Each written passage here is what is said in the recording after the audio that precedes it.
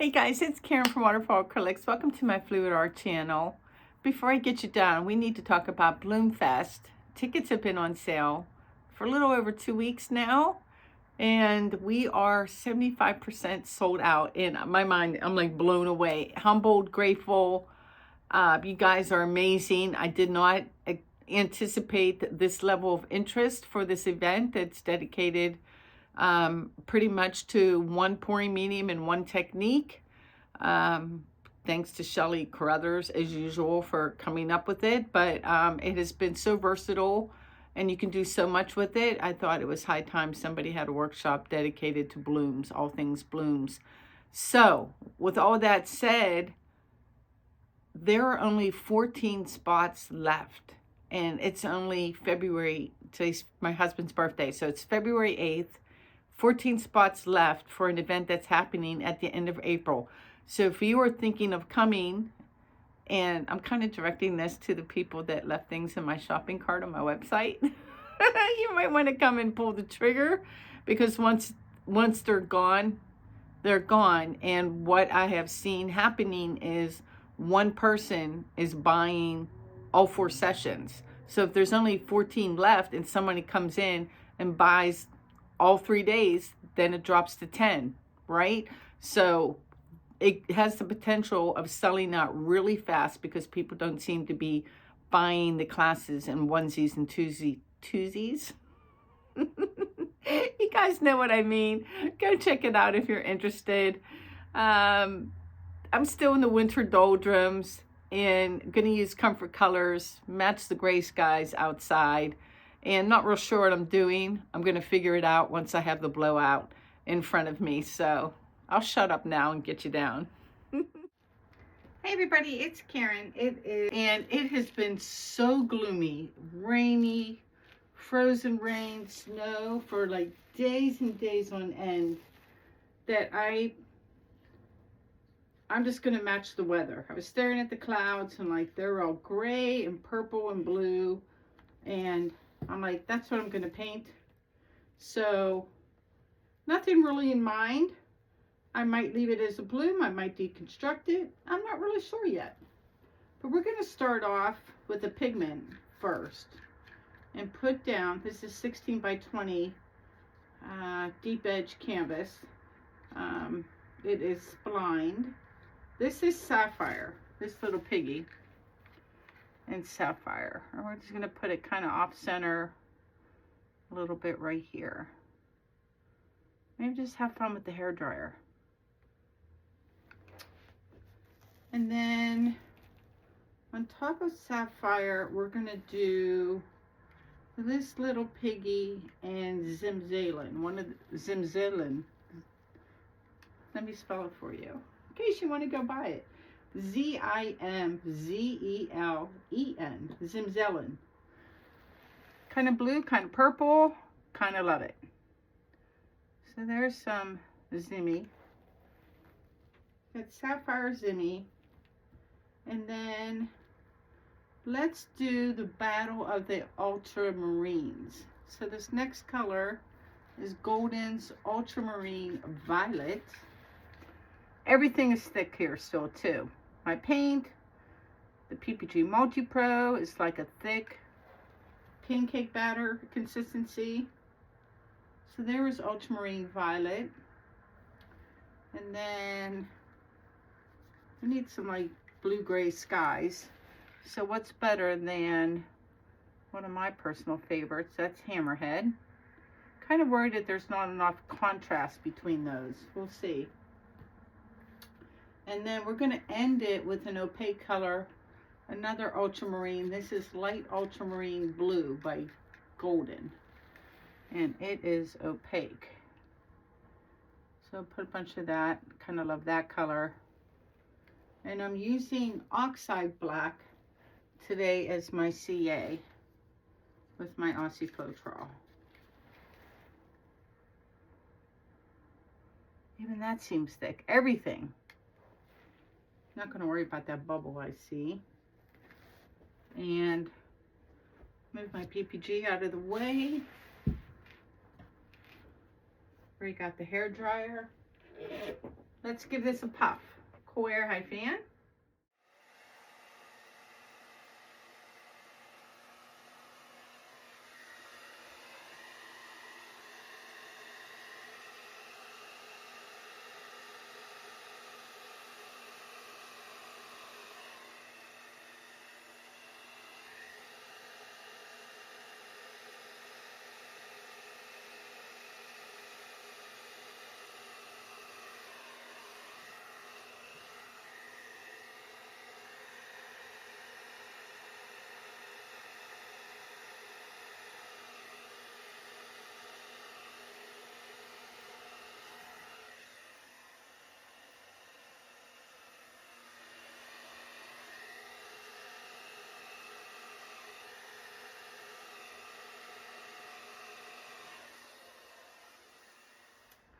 Yeah, that's nice and stormy. I didn't bother too much with this part because I decided while I was blowing it out, like, oh, you should put another bloom at the other end and then deconstruct it. So that's what we'll do. We'll do a deconstructed bloom. Nothing like deciding on the fly. Although I think this would be a pretty bloom. Like, I could fix that because the center is gorgeous. We're going to let that be. And let's put our colors in here. And we'll start with the sapphire again. See if I can remember the order. Sapphire, Zimmy,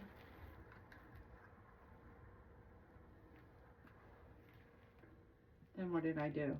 An ultramarine? Ultramarine violet? Yeah, because I was saying that there's not a lot of contrast. Ooh, that was a lot of violet. Violet. And then definitely need hammerhead or hammy. And then end with ultramarine blue. Yep. And it was some CA. Ba-bam. All right, blowout number 2.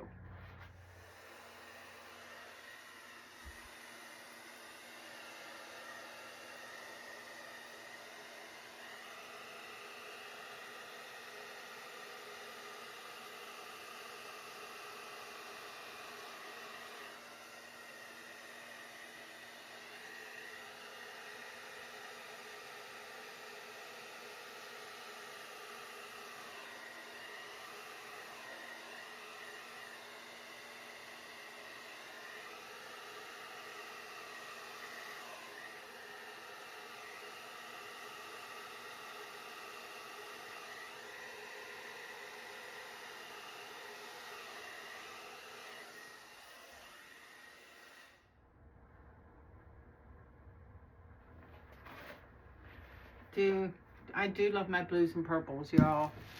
I do. So I definitely want, this is collected. That was the remnants of the center of the first bloom. I want this to collect. Given how sluggish everything is, that might take a minute. I'm debating what to do about these lines that are right here. Or if I stretch side to side, maybe they work out.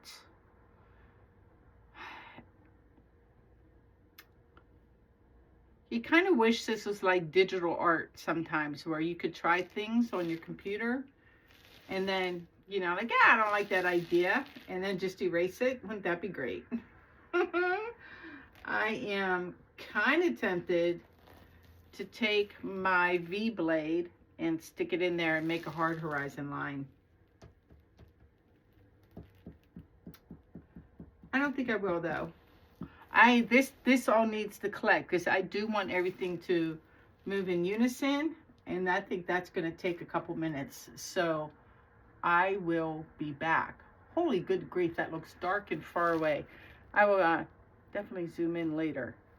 Yep, I'll be back when I see that has all lifted up. All right, I'm back. It's not collected completely. And I went ahead, I didn't pour paint on, I just took a stir stick and smeared it around to help things flow. But I think I'm definitely going to tilt. I'm going to take off this black here. I do like this white here. But let's just go back and forth sideways. So a little bit this way. And we'll see if that line work straightens out at all. I don't think it's going to. I think I'm going to have to stick something in it. Oh, I didn't want my paint to roll under itself right there. So let me just take a whole bunch of white and see if I can prevent that from rolling under itself anymore.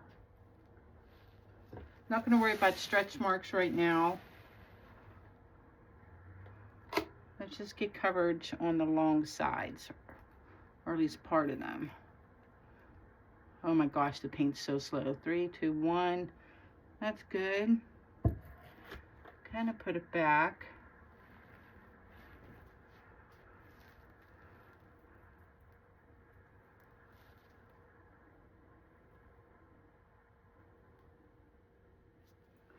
Well, it's still a big collected puddle. I don't like the wiggles in the middle. And so, no guts, no glory. I could ruin it. Ooh, painting fell down. It's okay.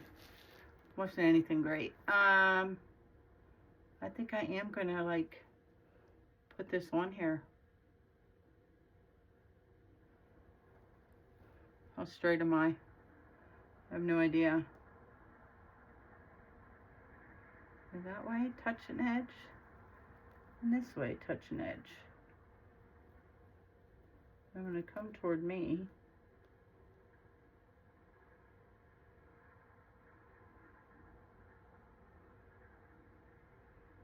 Just follow the white line I'm making.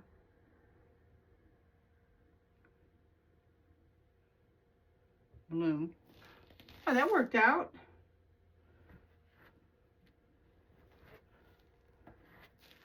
And then let's give it a spinneroonie. I think I'm going to lose stuff I like. I wonder if I can tilt back the way I came, just a little. All right, let's spin it.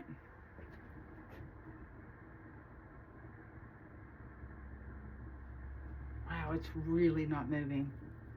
It's not going to the top or bottom very well. I might have to put, let me stop. I mean, it elongated a little bit, but the paint is so sluggish. I feel like I'm just gonna use my stir stick, this guy. Can you see that? This, and I'm just gonna put some paint at the top and bottom. I'm not sure what's the top and what's the bottom, but just something to help the paint go. I get asked this a lot, and the answer is never. Folks ask me what I do with my PPG MultiPro if I think it's too thin or too thick, and the answer is a big fat nothing. I don't mess with it ever, ever. I just think simple is best, and I just try to make it work. That's my answer.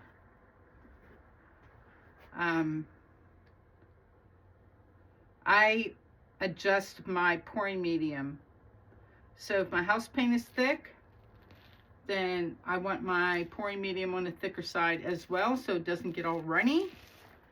And if my house paint is thin, then I make my pouring medium just like a smidge thinner.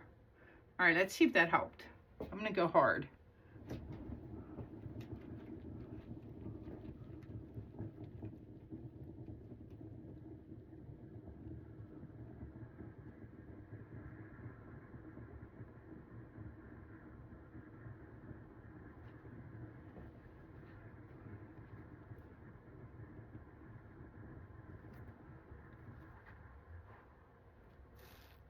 Well, I'm glad I added that horizon line. It's getting there, right?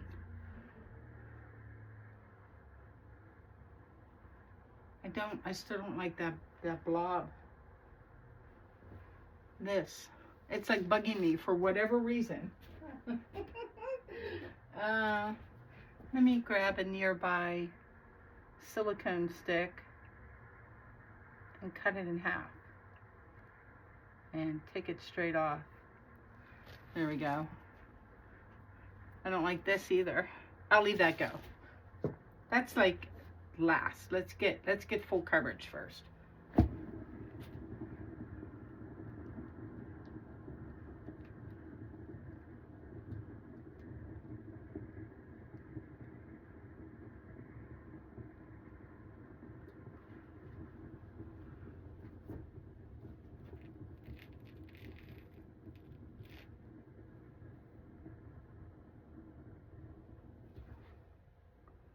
Ooh, I'm wondering if I should leave the negative space on the ends.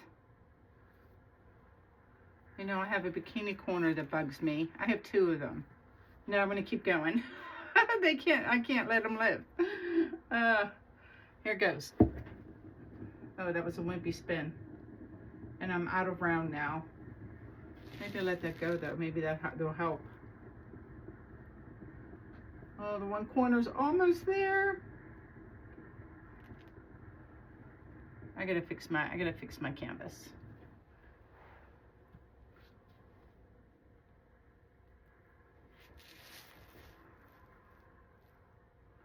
Wow, I'm loving it. I am loving this one. Letting the paint run down the sides, wiping the paint off the bottom, the drips. Staring at things that bug me. I was wondering if this blob of the sapphire blue does. And I don't know if you can see it on camera. Let me stop. But it has all these rings around it, so it's kind of cool. So I'm going to let it live because I think it's cute. It has to be cute in order to live. I do think, let me do my toothpick test. I'm pretty sure I'm going to have to spin some more. It might be an optical illusion thing, just because, like I said, the paint is so thick.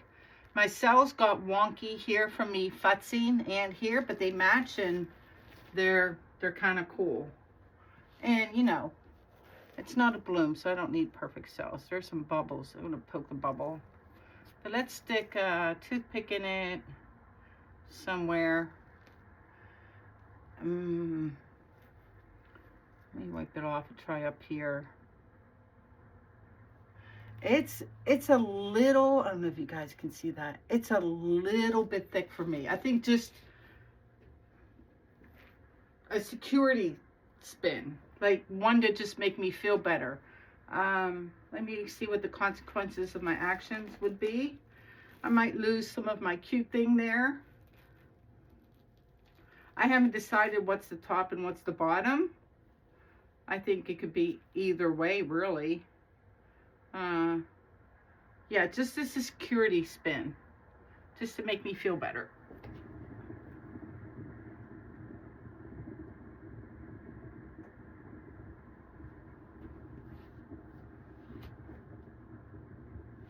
And let me stop it somewhere like here.